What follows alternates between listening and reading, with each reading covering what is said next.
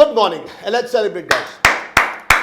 आज का हमारा टॉपिक है एम्प्लॉय मैनेजमेंट और साथ में टॉपिक है कि कैसे हम लोग ऑटो पायलट हो।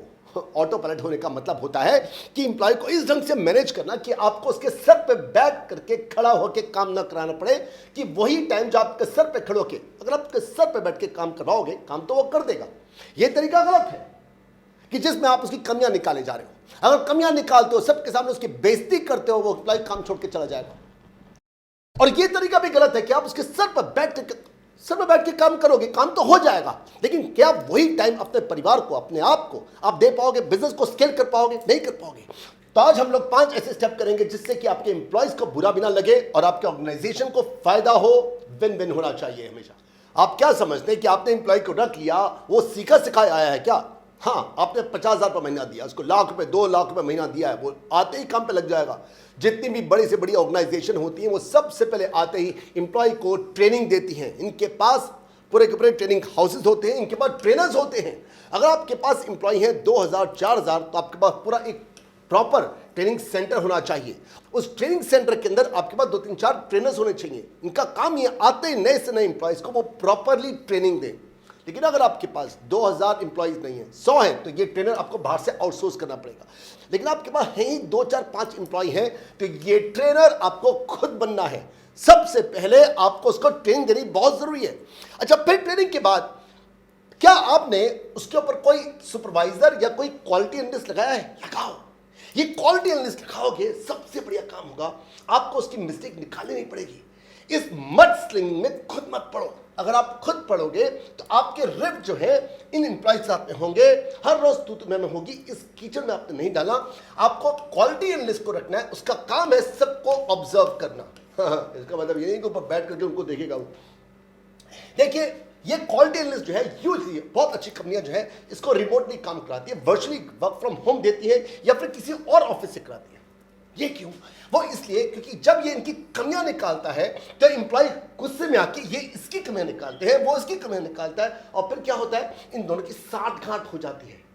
क्योंकि ये एम्प्लॉय भी, इसकी भी गलतियां होती हैं, ये भी गलतियां करता है, और ये भी लेट आता है, जल्दी जाता है, छुट्टियां करता है, जो कि एम्प्लॉय यूजली करते हैं, या फिर वो व्हाट्सएप फेसबुक कर रहे होते हैं, या फिर वो कुछ ना कुछ ऐसा करते हैं जो कि इनकी नोटिस में आता है। तो यूजली आपको इसको थोड़ा सेव करना है इनकी, क्योंकि ये होते हैं 10, 15, 20, 25, 30 उसके हर एक की टीम में होते हैं। तो इसको किसी और ऑफिस से या फिर इसको अपने काम कराना है तो वर्क फ्रॉम होम देना है अपने, और इसका काम है इनको ऑब्जर्व करना। अच्छा, इसका काम तो है इसको ऑब्जर्व करना, लेकिन अगर आप क्वालिटी एनालिस्ट नहीं रखना चाहते तो अगर मान लीजिए इस एम्प्लॉय ने गलती की है, तो इसका मतलब ये नहीं कि आप जो ओनर है वो जाके इसकी कमियां निकालेगा। जैसे आपको बता के चुका हूं, आपने क्या करना है, आपका जो इसका हेड है, जो इसका टीएल है, एचओडी है, उसने इसकी कमियां निकालनी। आपने बीच में नहीं पड़ना, क्योंकि अगर आप बीच में आओगे, आप इसकी कमियां निकालोगे या आप इसकी कमियां निकालोगे, तो उससे क्या होगा, इसको जो काम करना था ये काम करेगा ही नहीं, इसकी ऐश हो जाएगी, या इसके ऊपर जो है इसकी ऐश हो जाएगी। आपने किसी भी हाथ में इसके जो ऊपर हेड है उनसे काम कराना है, और अगर आपने खुद काम करना है तो उनको रखा किस लिए, आपने किस लिए रखा हुआ है आप लोगों ने? इस एचओडी को काम रखिए ताकि ये इसको सुपरवाइज करे, आपने इनको सुपरवाइज करना है। क्लियर है? हम लोग एम्प्लॉय मैनेजमेंट को बहुत अच्छे ढंग से सीख पाएंगे जो हमारे देश में इस समय कोविड को लेकर जो सिचुएशन है उससे। आप जानते हैं इस समय कॉन्सेंट्रेटर्स को लेकर, ऑक्सीजन के, मेडिसिन को लेकर के त्राही त्राही मची है पूरे देश के अंदर। और क्या आप जानते हैं, आज 8 मई है, पिछले 25 अप्रैल से हमारे देश में करीब 30 फ्लाइट जो हैं वो लैंड कर चुके हैं इस मेडिसिन से, ऑक्सीजन के सिलेंडर से, कॉन्सेंट्रेटर से, इन सब से 25, 30, 35, 40 फ्लाइट लैंड कर चुकी हैं। और ये सारी की सारी एड जो पूरे वर्ल्ड से आई है हमारी दहलीज पर, हमारी एयरपोर्ट पे पड़ी हुई है। हम लोग शुरू करते हैं यूके से, और मत भूलिएगा हम लोग कर रहे हैं एम्प्लॉय मैनेजमेंट। यूके से सबसे पहले फ्लाइट आई, 95 ऑक्सीजन कॉन्सेंट्रेटर्स आए और 100 वेंटिलेटर्स आए। उसके बाद मॉरिशस से आए हैं 200 ऑक्सीजन कॉन्सेंट्रेटर्स। उसके बाद एक और फ्लाइट आई सिंगापुर से, और ये अपने साथ में लेके आई 256 ऑक्सीजन सिलेंडर्स लेके आई है। उसके बाद एक और फ्लाइट आई है यूके से एक पहले भी आ चुकी है, 120 ऑक्सीजन कॉन्सेंट्रेटर्स लेके आई है, 75 इसमें वेंटिलेटर्स हैं, 2 लाख फेविपिराविर एक मेडिसिन है, 2 लाख वो आई है, और साथ में ऑक्सीजन सिलेंडर्स भी लेके आई है 20। फिर उसके बाद यूएई से हमें हेल्प मिली है, एक फ्लाइट आई है 157 वेंटिलेटर्स को लेकर और 480 बाईपैक मशीन ये लेके आई है।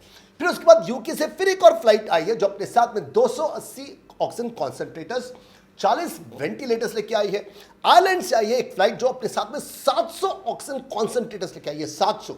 रोमानिया से आई है 80 ऑक्सीजन कॉन्सेंट्रेटर्स लेकर। यूएसए से फ्लाइट लेके आई है 423 oxygen concentrators. 7 lakh test kits आए हैं। अच्छा, उससे पहले रोमानिया से 75 ऑक्सीजन सिलेंडर्स भी आए जो मैं मिस कर गया। थाईलैंड से आए हैं 15 के करीब ऑक्सीजन कॉन्सेंट्रेटर्स, और बहुत सारी लिस्ट है, लंबी लिस्ट है ये नीचे। अब जो आपको बात बताऊंगा ना वो आपको जरा चुकाएगी। पूरे देश में हर रोज हजारों लोग मर रहे हैं। आज 8 मई है और आपको जान के हैरानी होगी, ये सारी की सारी एड जो है जो पहुंची हुई है ये हमारे एयरपोर्ट पे वैसी की वैसी पड़ी हुई है। ज्यादातर एड्स अभी तक डिस्ट्रीब्यूट ही नहीं हुई। क्यों? क्योंकि हमारी जो गवर्नमेंट है वो इलेक्शन जीतना जानती है।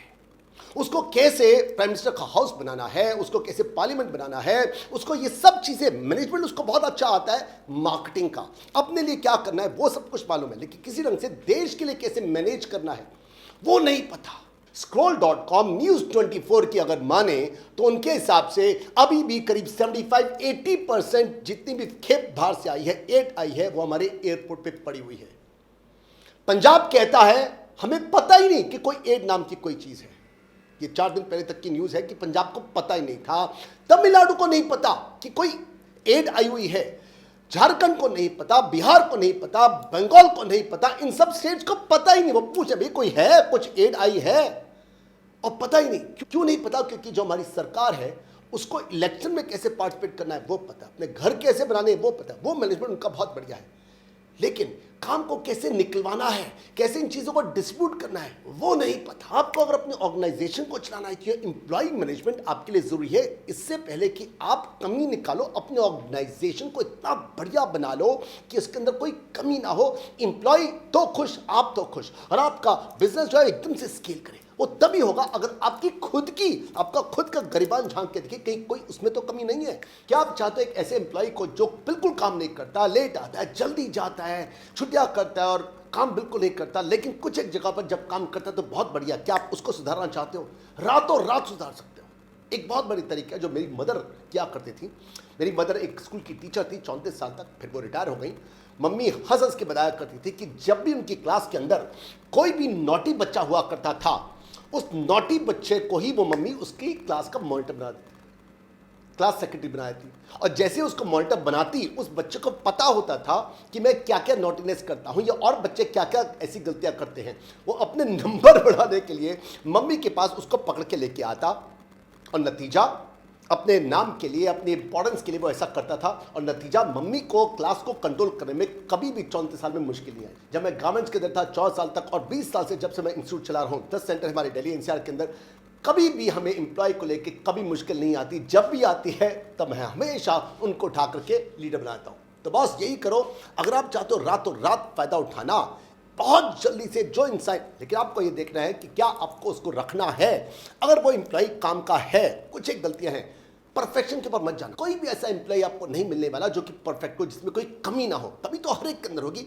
बस आपने उसकी कमियों को निकालने के लिए उसी को उठा के टीएल बना दोगे ना, तो उसकी सारी कमियां भी निकल जाएंगी, और वो जानता होगा कौन कौन सा एम्प्लॉय गलत है, उसकी क्या क्या गलतियां कैसे कैसे पकड़नी, उसको सब पता होगा। उसी को उठा के टीएल बना दो, या फिर उसको उठा के क्वालिटी का एनालिस्ट बना दो। एक गलती जो ज्यादातर बिजनेसमैन करते हैं, वो हमेशा एम्प्लॉय को क्रिटिसाइज करते हैं सबके सामने, पब्लिक में चीख चीख कर उसकी कमियां निकालते हैं। ये चीख कर सबको दिखाते हो ना, इससे आपकी ईगो तो जरूर सेटिस्फाई हो जाती है, लेकिन एम्प्लॉय ऐसा बुरा मानता है, या तो काम को छोड़ के जाता है, या फिर आपको सबक सिखाना उसका हमेशा दिमाग में रहता है। हमेशा ख्याल रखिए, एप्रिशिएट इन पब्लिक।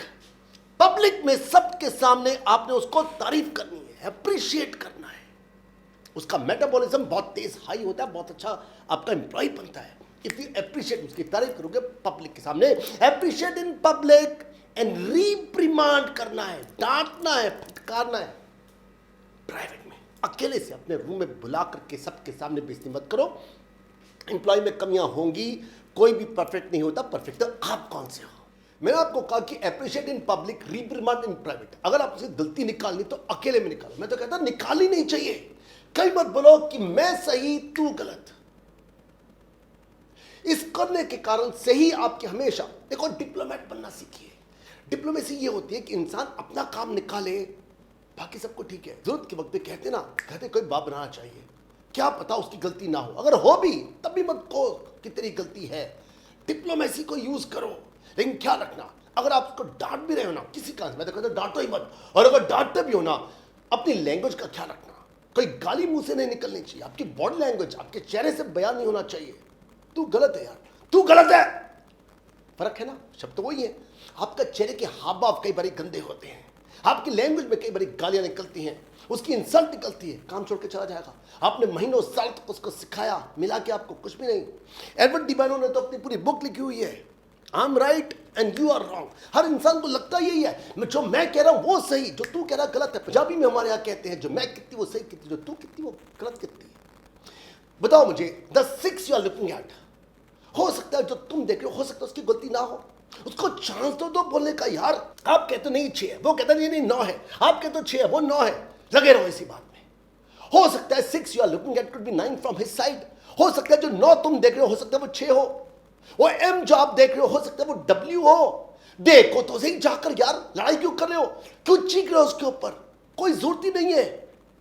उसका व्यू पॉइंट देखो, 6 you are looking at could be 9 from his side. Language को ध्यान से रखो और साथ में डिप्लोमेसी यूज करो। मैं हारा तू जीता, मैं हारा तू जीता, अरे मैं हार गया यार तू जीत गया, ये बता धंधा क्या दे रहा है ना। धंधे वाला यही करता है ना, इसी ढंग से इंप्लॉय से काम निकलाओ। लास्ट में अगर आपको हमारा बिजनेस कोर्स या पब्लिक स्पीकिंग कोर्स ज्वाइन करना है, कैसे आपको मंच पर आके लोगों को एड्रेस करना है, ऑनलाइन या ऑफलाइन या प्री रिकॉर्ड वीडियोस आपको चाहिए, इस नंबर पे आप कॉल कीजिए।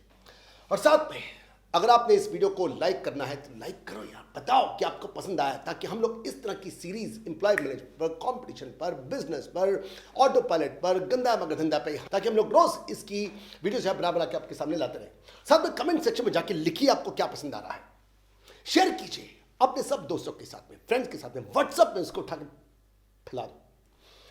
सब्सक्राइब करो अगर आपने सब्सक्राइब नहीं किया तो। चलते चलते एक पॉलिटिकल जोक, कांग्रेस और भाजपा के कार्यकर्ता दोनों के दोनों एक पार्टी मिलते हैं, तो कांग्रेस वाला कहता है आई एम फॉरएवर प्रमोटिंग, मैं जहां भी जाता हूं अपनी पार्टी को प्रमोट करता हूं। क्या करते हो? भाजपा वाला कहता है जब भी मैं कोई टैक्सी लेता हूं, अब बिल आता है 500 का, मैं उसको देता हूं 700, 200 रुपए का टिप, और जब वो खुश हो जाता है जाते हुए कहता हूं हे भूलना मत वोट फॉर कांग्रेस।